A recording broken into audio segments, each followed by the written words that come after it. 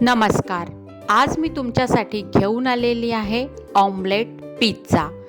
एक फोडलेल्या अंड्यामध्ये टाकलेली आहे थोडीशी मिरेपूड, थोडंसं मीठ, थोडीशी हळद, थोडंसं तिखट, थोडासा काळा मसाला आणि थोडीशी धने पावडर.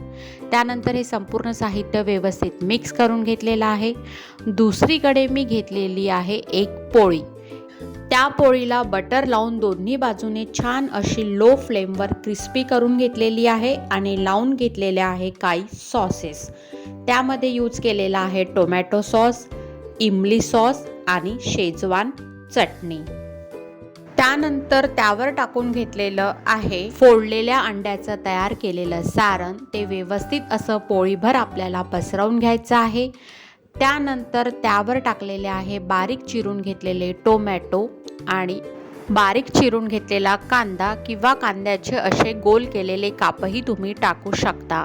तुम्हाला इतर काही व्हेजिटेबल टाकायचे असेल तर तेही तुम्ही त्यामध्ये ॲड करू शकता. आणि थोडीशी बारीक चिरून घेतलेली कोथिंबीर. त्यानंतर त्यावर किसून घेतलेलं आहे बॉईल केलेलं अंड आणि चीज.